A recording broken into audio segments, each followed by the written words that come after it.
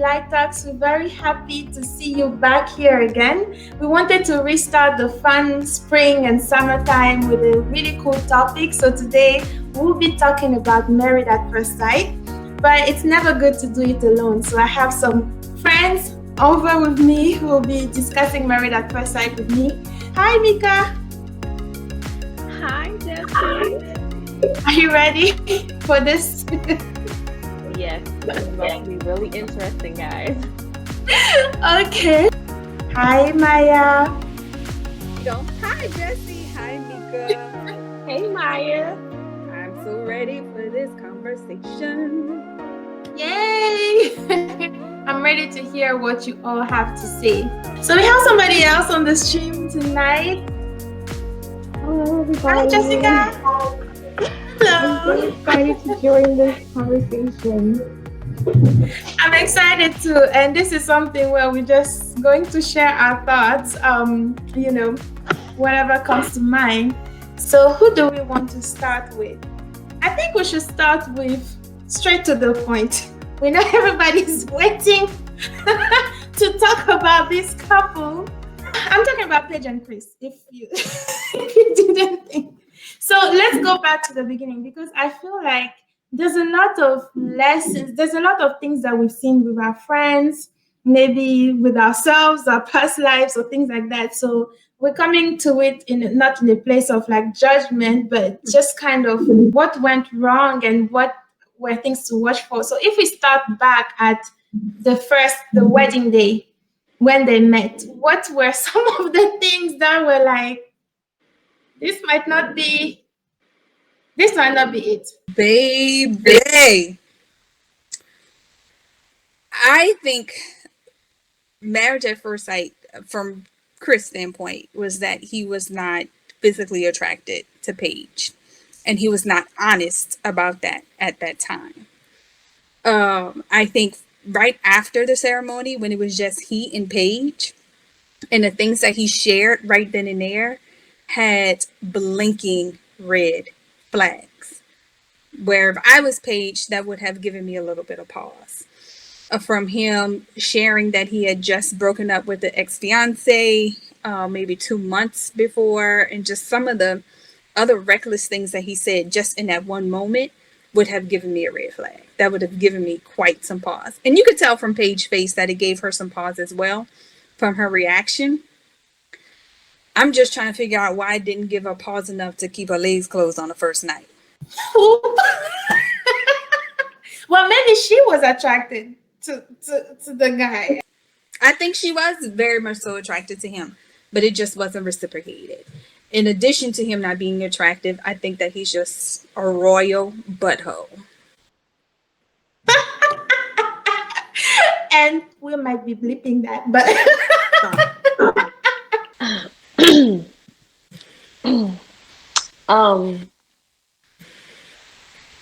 It was a lot. I tend to look at body language more so than the words that people speak. And he was very excited, ready to do this. Walked up to Paige's mom and was like, "Oh my gosh, you're so beautiful, yada, yada, yada."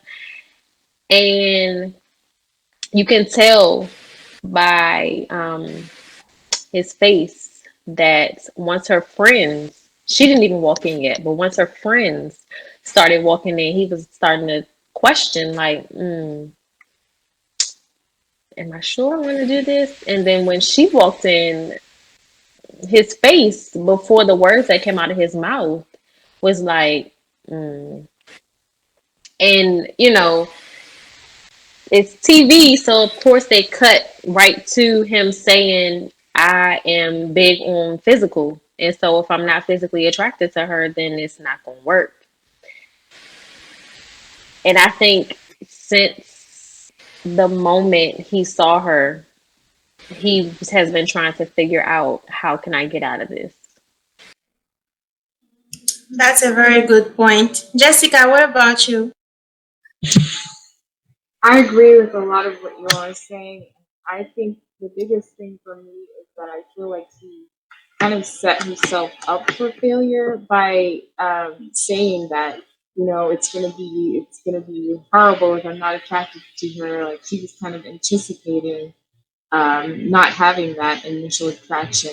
It kind of like manifested itself, and I don't think he gave it a chance to allow attraction beyond the physical aspect um, to even start because he was so focused on that and not being attracted to her that I think that it kind of played itself out. And I don't think that he was in the right mindset or had everything lined up and prepared for the experience that he decided to put himself in. So it was kind of like, well, this is this is destined to happen. Based on It's before the wedding day when they were showing the different this different singles, and they were showing. It seems like on paper they were on the same page. It looks as if both of them, attractiveness was a big thing for them, sex was a big thing for them, God was a big thing for them. Like their vows were so beautiful. Like before the wedding, you had the infinity sign that he gave as a gift, which was also the Paige's tattoo. So I was just like, I don't know. I'm like, so on paper everything is perfect, and sometimes, as singles we have our list, and on paper everything is perfect, but how do you make sure that you also open to kind of the red flags, like what should have Paige watched out for example? Right. Right. I, I think that's a really good point. That a lot of times we have a list and everything on paper looks great, but we forget to look at the heart posture of the person. And unfortunately, because married at first sight happens so quickly, they don't get that opportunity to get to know the posture of the person's heart before saying I do. I don't know if the producers knew that he had just gotten out of a relationship 3 months prior. It's so that it was a huge, huge setup on their behalf, setting up Paige for a very, very uncomfortable predicament because no one is ready to jump into a lifetime commitment after walking away from someone just 3 months prior, thinking that they were going to spend the rest of their lives with that person. Nobody is ready for that. I think one of the things that kind of struck me when watching the wedding is just the people that he had around him. If you listened to a lot of the chatter of his friends, they all were focused on her shape. I mean, the girl has a beautiful shape. She's a beautiful girl. But she has the shape that men love, the small waistline and the big butt. The conversation that she had with his father about don't withhold sex. That was literally the only message that her father-in-law had. And so every person around him is focused on the physical, which to me is an indication of his mindset. Because like my grandmother said, you show me your friends, I will see you. And so I think that it was just a busy day. It was very hard for her. I'm not sure if she heard some of those comments, but I do know that her girlfriends had an opportunity to talk to him. And while he may have said some of those things in joking, but I think he was honestly joking about a lot of the things that he said to them. And I know that some of her girlfriends tried to warn her about him by saying, take this slow. But I think as girlfriends and accountability partners, hopefully, that we are a little bit more intentional and clear about our communication when we see red flags in mates that our girlfriends are dating. Honestly, if we go back to before the wedding, when they have the girls meet up and then they have the guys meet up, all he talked about was, so do y'all plan on having sex on the first night? Do y'all plan on, because I want to have a honeymoon baby and all these different things. And so while he says he's looking for all of these things in a wife, the two things that I took away from him was, I want my wife to be basically a submissive freak.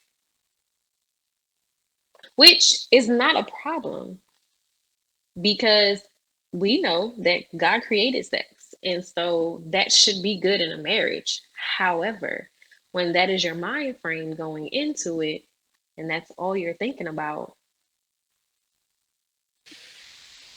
you know, Yep, and we saw exactly that.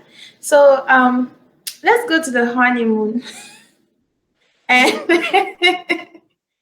things happen on the wedding night. The next time they get up, the guy goes to get breakfast, and then the whole thing just flips upside down in a day. So just what are your thoughts in general? you know, I thought it was a disaster since the moment they walked up the aisle. Um, they was talking about tattoos, and she was trying to, you know, basically like force him to talk to her. And in forcing him to talk to her, he told her about having his ex fiance's name covered up on his wrist with a cross. To go back to what Maya was talking about, with him saying things to her friends. And the one girlfriend who told her, I, I don't know about him. He seems to not really be about marriage. It's more so about who he can have on his arm and what she looks like. And she pretty much told her, like, oh, no, I'm just gonna give him a try, and he's probably not like that. But you met his father, though. His father is indeed somewhat a reflection of his behavior. I just want to interject that, but go ahead. No, that was on point. His father's personality and just kind of what he put across is everything that Chris represents. It's all about the trophy wife, and because his mother sat quiet while his father said all of these things, and so it's almost like Chris wants a copy of what his mother and father have, and you can't blame him because we all, to a certain degree, who have come from successful marriages want similar to what our parents have. So you can't blame him for that. But if you look at the mold, you cannot blame the product that came from that mold. And the product is looking very similar to that mold. Then trust that that mold is true. Like what he is presenting himself as, that is him. And that's also what a lot of single women do, is that we make excuses for what we see in front of us. We say, oh, maybe he's just nervous, maybe he was just joking, instead of taking what is right in front of you for what it is. That's so true. If I interject, even I think when they were doing the interviews at the wedding, she did say she didn't feel that he was attracted to her like that. She felt some way about the father's comment. And talking about the mold, later on, we even see that there's a little bit of, mom coddling over there, where mom is saying, well, maybe he was drunk, maybe he didn't know what he was doing. No, your son knew exactly what he was doing. So then you can see how, the setup was just not good. But Jessica, at this point, so Paige wakes up. She doesn't understand what's going on. She goes to the in-laws to kind of tell them what's happening. What did you think about that? That was really, I don't know. I think one thing that I noticed was that she didn't really seem to have a strong support from her family on her end. And it was, I don't know, it was disappointing that she had to go to them, and then I don't know what his father was trying to do exactly, but it was kind of like he was, trying to at this point scold his son for doing that when you've been raising him all this time. It's like now you're on TV trying to make the situation look better. But that part was really bewildering to me that she had to go to his family to try to, I guess, find some sort of accountability. One of the reasons that Chris mentioned later on, when Paige was asking, why did you get physical with me if really you're not attracted to me? And he was saying that he was trying to create the attraction. So, just what are your thoughts? What are your thoughts on that? Like, seriously, we might have some girlfriends who are going into the same thing, oh, he doesn't look attractive, but he says, let's do this, and attraction. So, can attraction be created? I call BS on that. Um, I don't think he was being honest and truthful. I think that he was um, attracted to her body, but not her face. Does that make sense? Like she had a very nice shape. All of the men at the wedding commented on the nice Yeah. shape of his wife. And so to me, Chris is just, I can't say that because we are on a Christian conversation, but he is a young man that is completely led astray in his dating, and sex is by far the most important thing. And so he is of the mind where if he can get it, he's going to get it. And so he's going to say whatever words he needs to say it. I mean, to get what it is that he desires. And that's exactly what he did. Equivalent to when he told the girl he was spiritually attracted to her. Oh my God, no, What that I called Christian BS. I call, BS? some people are Christian players, like players in the church, and this I was sad to see this turn out on TV, but this is what happens. You try to take the Bible and let it be your crutch when your actions, your character, your everything is not in line. So, and Thank the you. whole Bible study. Foolery, foolery, foolery. And thank you for coming up with an appropriate term that I was trying to find in my head for Chris. He's a Christian playboy. Keep it clean.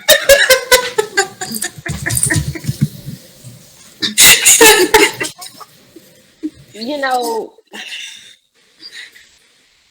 I on one hand, I am thoroughly mad at the matchmaking process of Chris and Paige.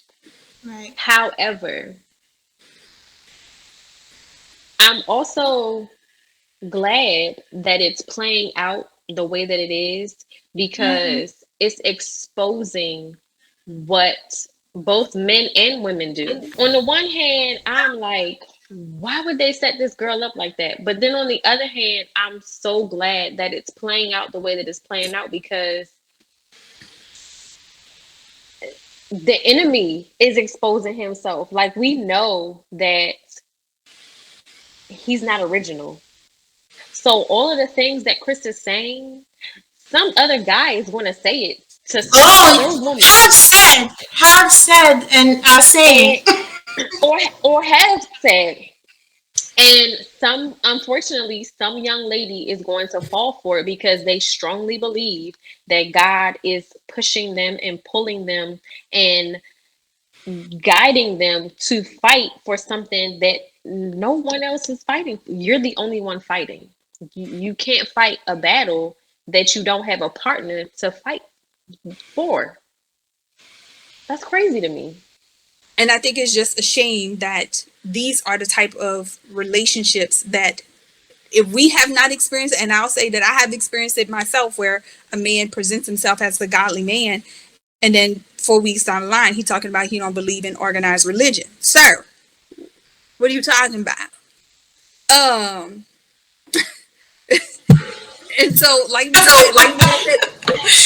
said, really?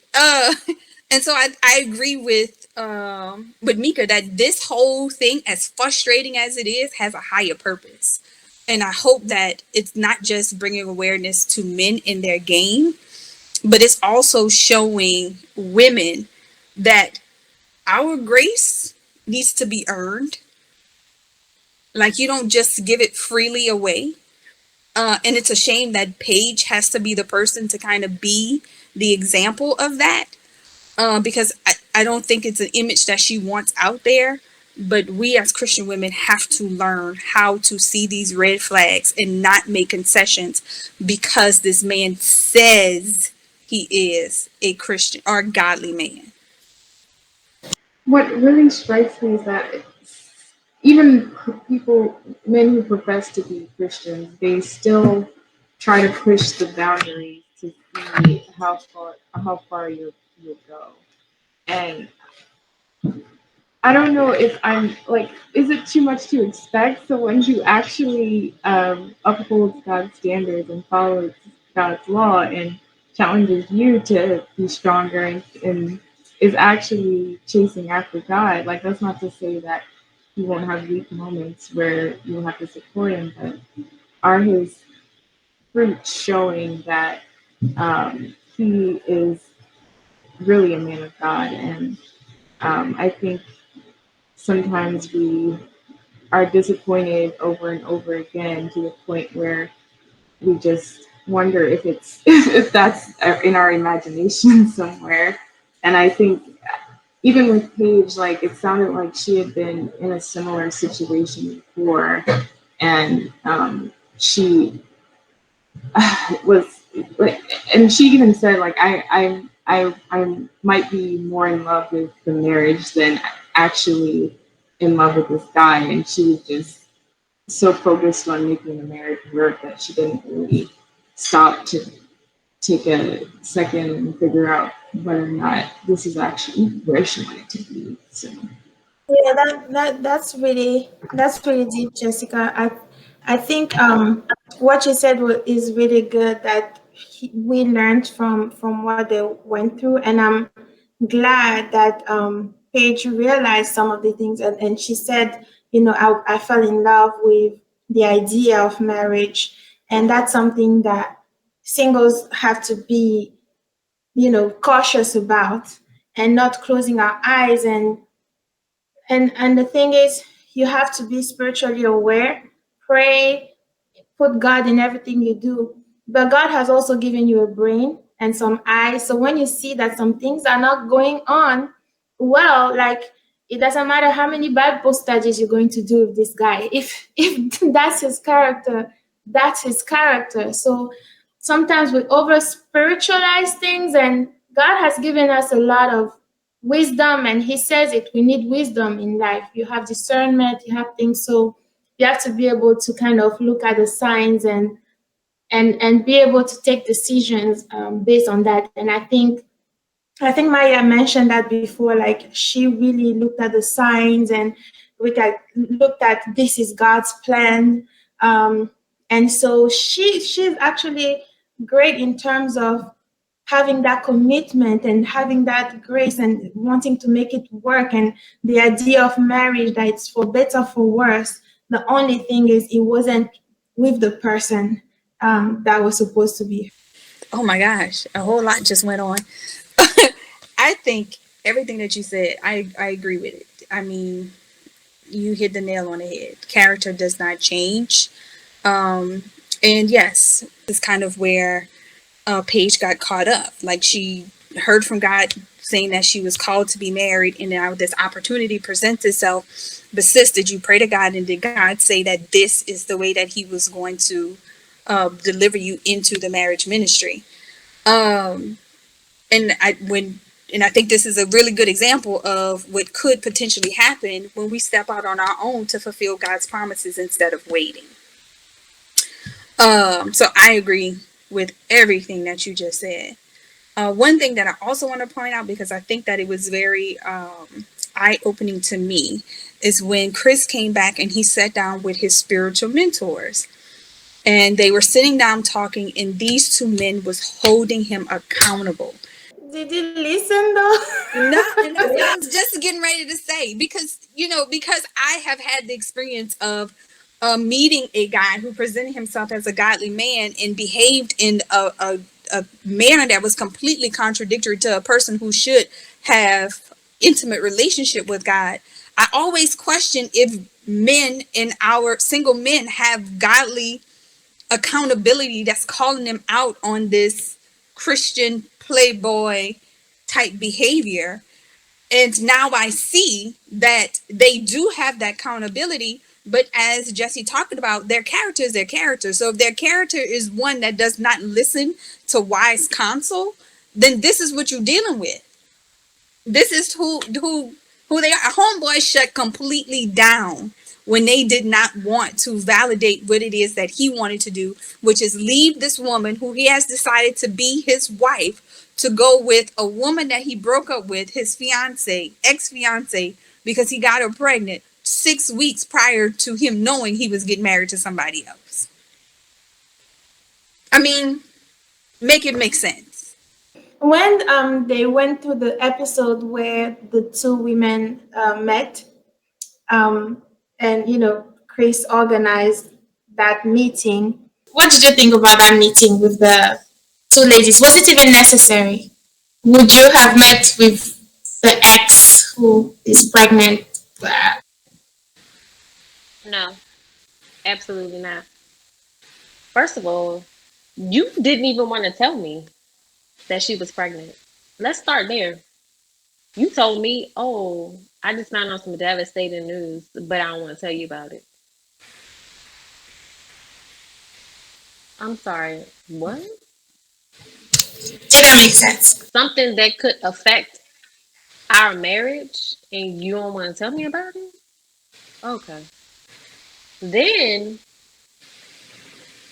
you want to talk about how it's just so life changing for you. Really? Sir, I just met you 3 days ago. And now I have to deal with your ex fiance who's now pregnant. And you want us to sit down with each other to talk about what? Wait, let me just interject. This is the ex-fiance that you just told me that you was leaving me for to go back so that you can raise your child in the same household with her. Carry on.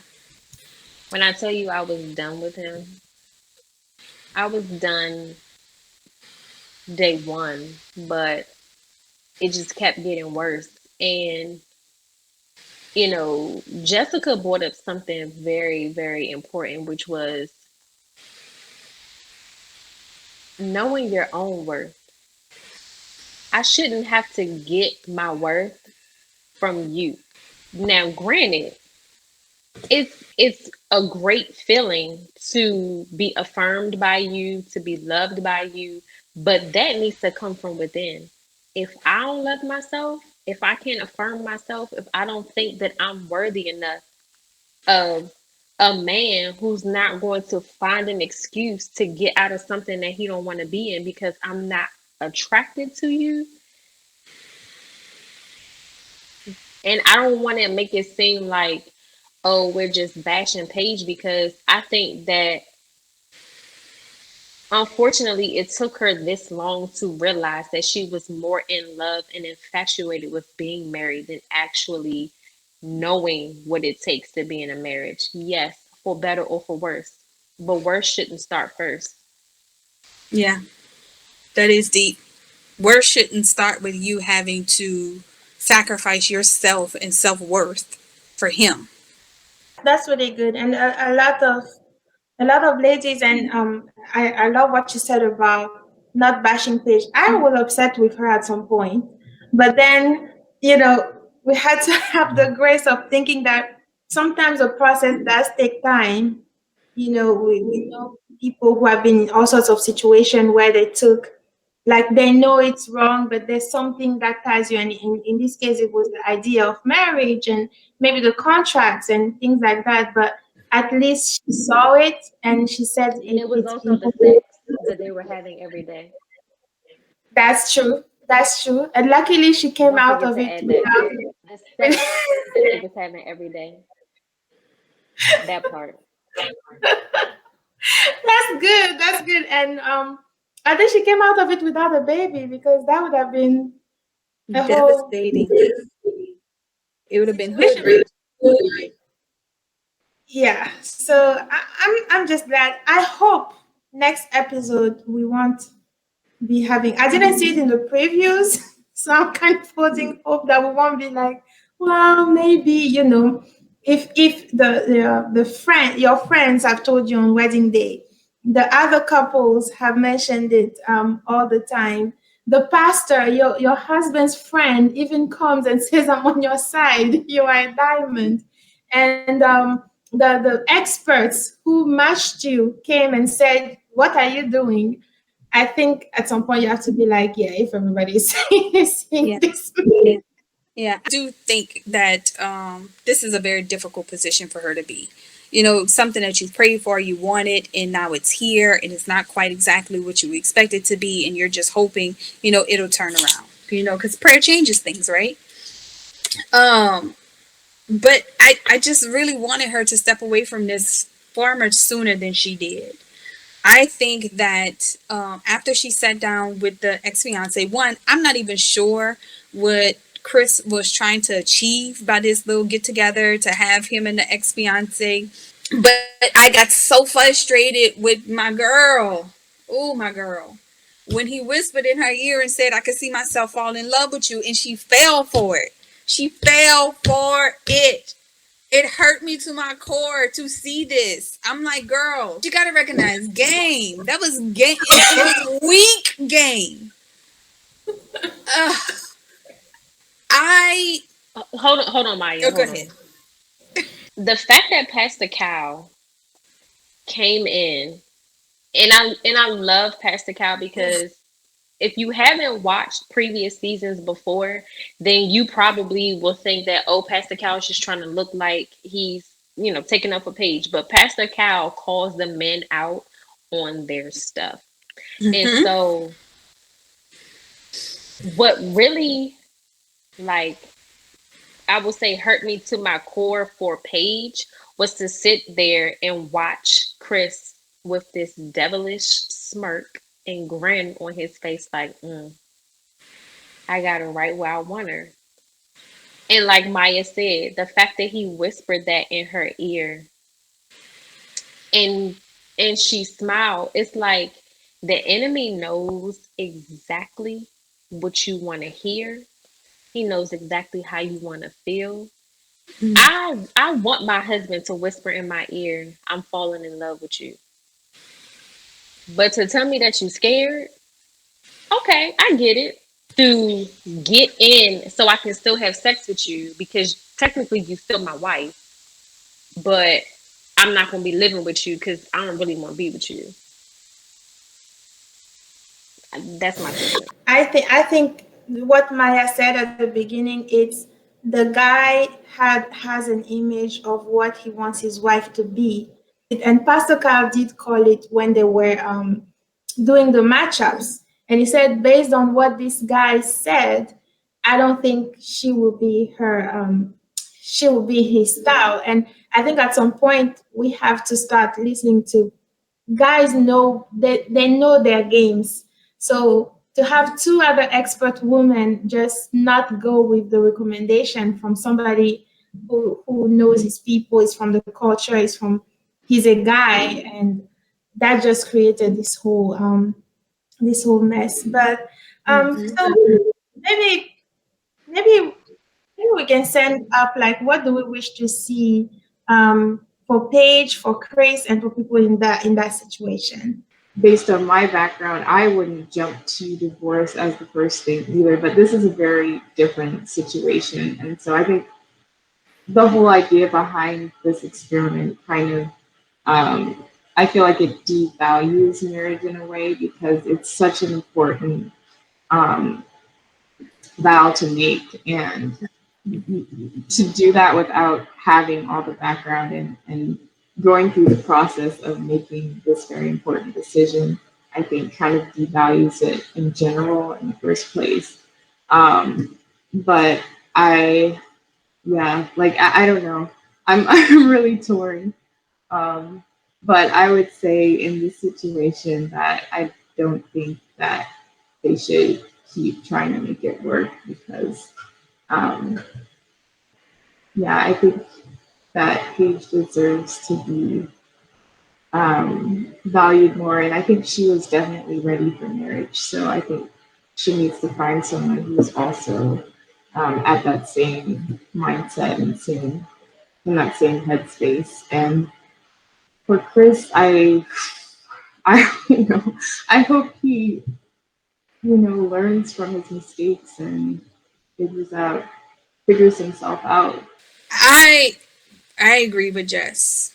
And I'm also kind of torn because I've been an avid watcher of Married at First Sight since probably season one.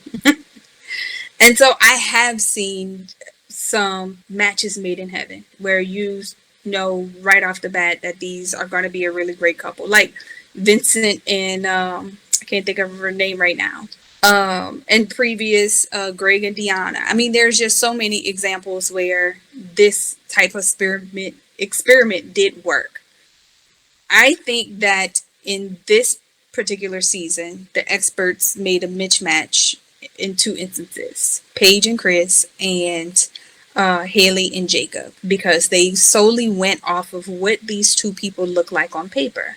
And as we said earlier in the conversation, that just because people look good on paper and the person checks everything on your list doesn't mean that their character and their heart posture matches the type of person that you want to fit that criteria on the paper.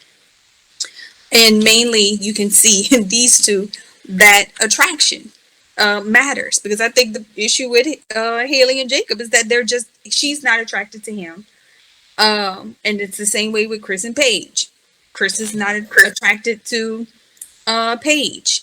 It's just that Haley and Chris, men and women, approach how we deal with another person that we're not attracted with but have to be in relationship with in two completely different instances.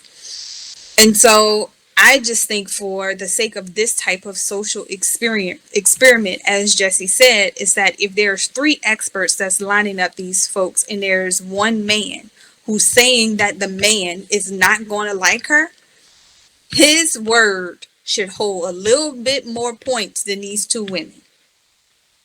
Because he knows men, he is a man, he counsels men, he calls men to the carpet.